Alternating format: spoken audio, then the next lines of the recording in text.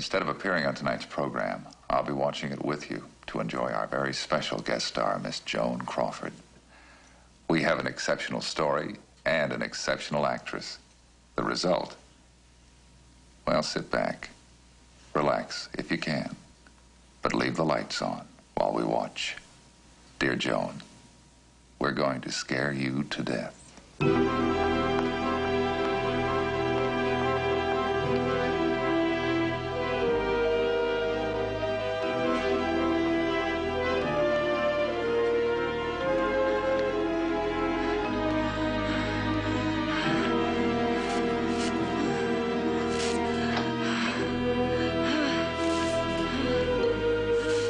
What is it?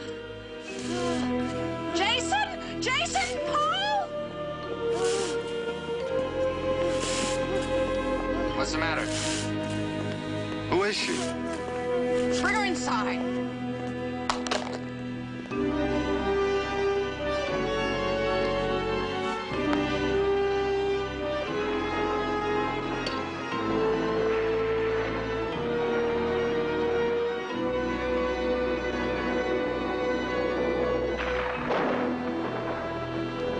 Brandy.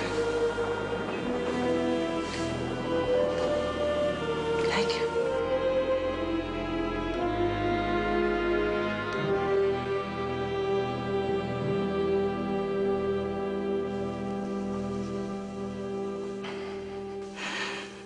Her eyes staring at me, pleading with me. Everything was so clear, every detail, even the clothes she wore. There is a small lake out back behind the house, but it can't be seen from the road. Oh, no. I realize now that what I saw was not real. Why do you suppose you could dream up a thing like that? I don't know. Except maybe... You see, my daughter drowned a year ago. Oh, terrible. Well, this girl, the girl you saw out there, was a stranger, not your daughter. That's right. Well, that's not too tough to figure, is it? The shock of the accident triggering the memory, your mind substituting a different girl. The mind can play some pretty weird tricks, especially when you're all strung out like that. Oh, how nice.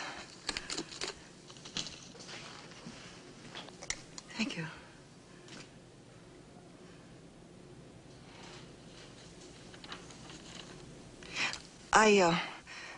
As a child, I had asthma. I outgrew it, but after my daughter's death, it came back, and I do need this sometimes.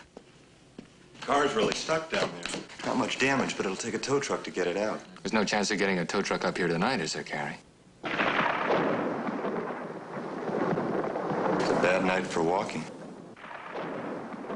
We do have a spare bedroom upstairs. Oh, no, I couldn't presume on you any further. Well, certainly I can call a cab, can't I? Oh, you can call, and they might even answer the phone. But when you tell them how far out you are, forget it. Oh, please, Mrs. Fairchild. You're no trouble at all. And I love having guests. She means it, ma'am. Being a mother hen's her bag. Oh.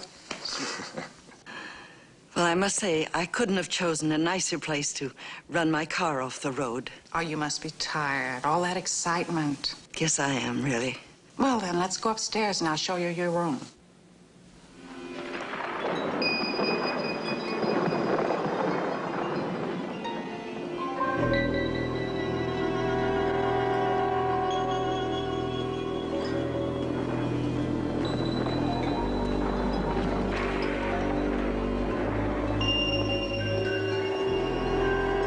Close the door.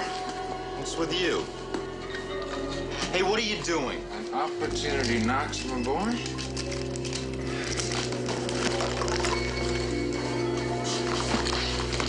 Jason. Relax. I'm just borrowing something. Look, the experiments we try on ourselves, that's one thing. We're in on it. But involving somebody else. That's... She picked us up. We got through.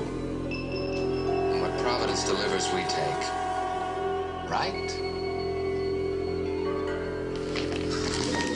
Should be missing this. Take it up to her.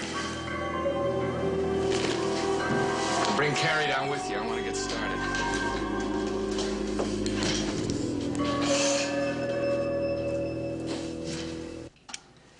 I think you'll find everything you'll need. Oh, it's a very comfortable room. Charming one. Thank you. I enjoy doing for people. I've been a widow, a lonely widow, I might add, for a long time. You don't seem to be so lonely now. When my niece Karen brought Jason and Paul home for dinner a few weeks ago, I practically begged them to come back for the weekend. Jason especially is a very fascinating young man. They're very nice young people. Oh, dear, I forgot my things. I left my suitcase in the car. Your purse, Mrs. Fairchild. I'm usually with it, but tonight... Perfect timing, Paul. Would you get Mrs. Fairchild's suitcase from her car? Sure. I do seem to be a drag on everyone. Oh, it's no trouble. Here, it's this one. The trunk, please. Right. Would your husband be worried about you? My husband's been dead for some time now. Then you're all alone, too? I sure am. Yes. But we carry the past with us, don't we?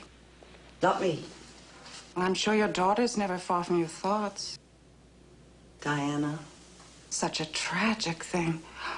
How did it happen? Boating accident. I thought she shouldn't go out, even though she was a good swimmer. I didn't like the looks of the sky.